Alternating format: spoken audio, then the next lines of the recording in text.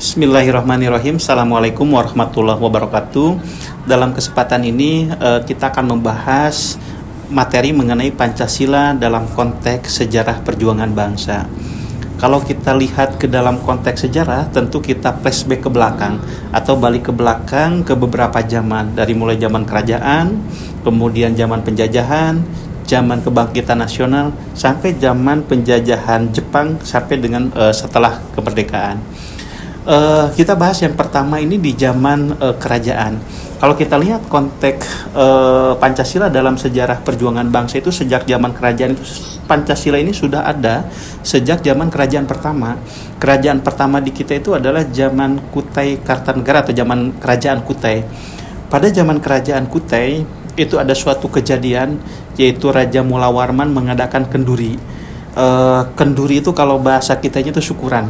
Kalau kita setelah lahiran kita syukuran, kalau kita punya rezeki lebih syukuran, kalau kita punya rumah baru syukuran. Jadi syukuran ini adalah adanya kepercayaan terhadap sesuatu atau terhadap kekuasaan tertentu atau terhadap Tuhan.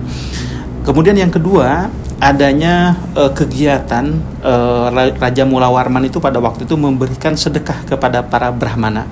Nah, kalau kita kaitkan dengan konteks Pancasila, bahwa kenduri atau tadi syukuran itu merupakan bagian daripada nilai yang pertama yang muncul, yaitu nilai ketuhanan yang Maha Esa.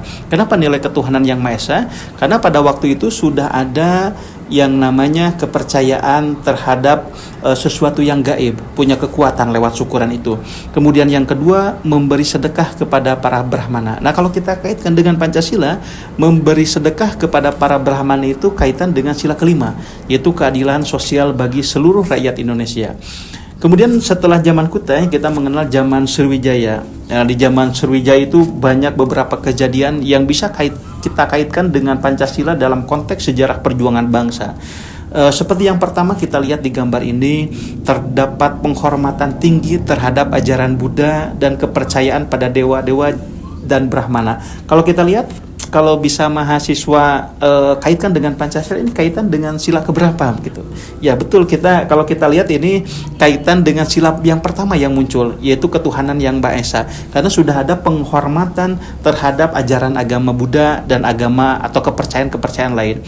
Kemudian di zaman Sriwijaya juga sudah ada kegiatan menyatukan berbagai wilayah dan kelompok etnis.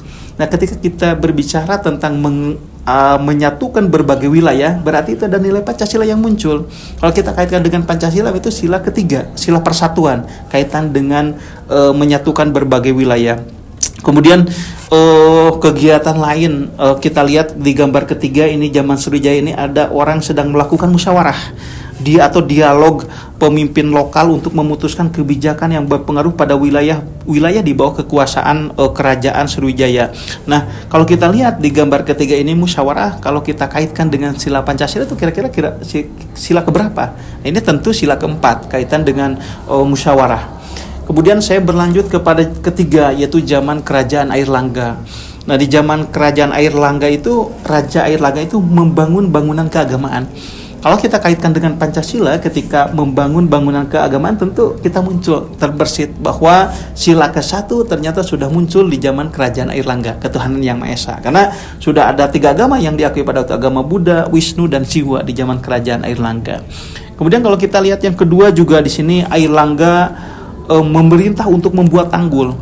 Dia membuat tanggul untuk kesejahteraan masyarakat pada zaman kerajaan Airlangga.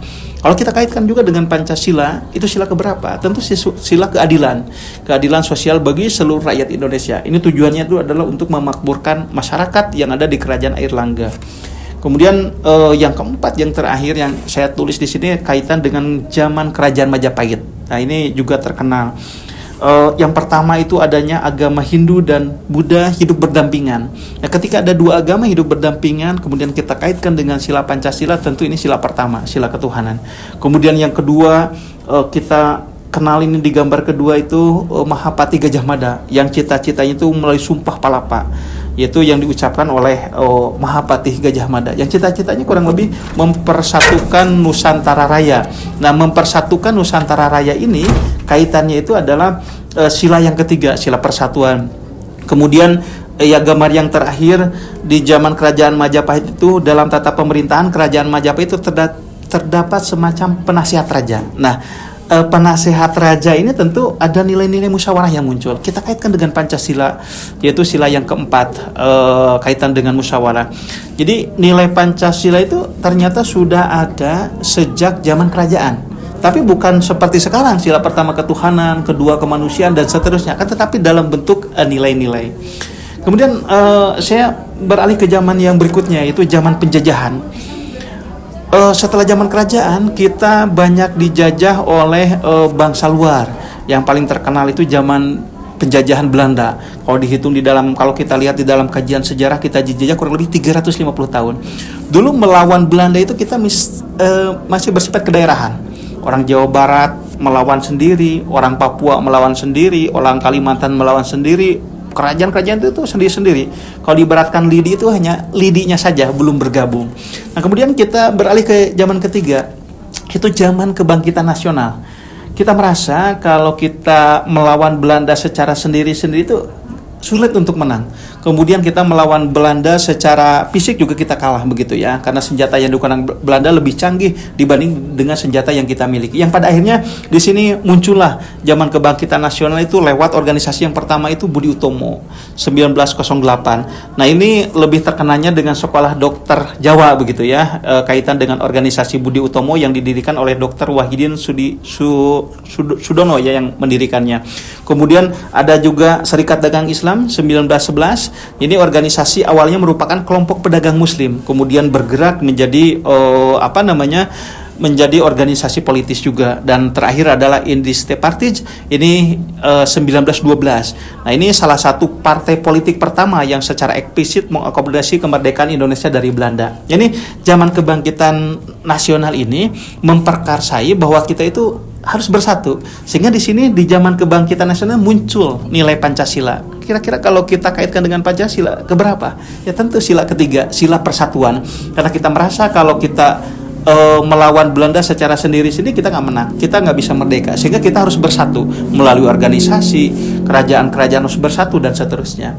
Kemudian setelah zaman kebangkitan nasional itu kita mengetahui bahwa Belanda ini kalah perang, sehingga penjajahan kita itu dikuasai oleh Jepang begitu ya. Ini selanjutnya itu zaman penjajahan Jepang. Nah, ketika orang Jepang datang ke Indonesia itu mereka janji mereka itu adalah untuk memberikan kemerdekaan. Maka dengan memberikan kemerdekaan dibentuklah yang namanya Dokuritsu Jumbi Kosakai atau BPUPKI, Badan Usaha-Usaha Penyelidik Kemerdekaan Indonesia. Kemudian setelah dibuat BPUPKI, kemudian dibentuk PPKI, dan di sanalah disahkan yang namanya Pancasila. Adapun periode pengesahan Pancasila itu dilaksanakan pada tanggal 18 Agustus 45. Jadi 1 hari setelah kita merdeka itu disahkan oleh Panitia Kemerdekaan Indonesia atau PPKI. Kita lihat periodenya di sini. Pertama pembentukan PPKI, kemudian ada peristiwa Rengas Dengklok, kemudian kemerdekaan Republik Indonesia, kemudian terakhir sidang PPKI. Jadi kalau kita lihat ini di slide yang ke-12 ini, nilai-nilai Pancasila itu sebenarnya sudah ada sejak zaman kerajaan sampai sekarang. Tapi bukan dalam bentuk sila pertama, sila kedua, sila ketiga, bukan seperti itu, tetapi dalam bentuk nilai-nilai. Jadi nilai ketuhanan sudah ada sejak zaman kerajaan Kutai, yang tadi adanya Kenduri, kemudian nilai persatuan ada zaman kerajaan Majapahit lewat Sumpah Palapa, kemudian juga lewat kebangkitan nasional, lewat berdirinya organisasi-organisasi, itu kaitan dengan Pancasila. Jadi Pancasila dalam konteks sejarah perjuangan bangsa itu adalah Pancasila itu sudah ada sejak zaman kerajaan atau sebelum Pancasila itu sudah ada, tetapi dalam bentuk nilai-nilai. Itu saja barangkali yang saya sampaikan. Terima kasih. Assalamualaikum warahmatullahi wabarakatuh.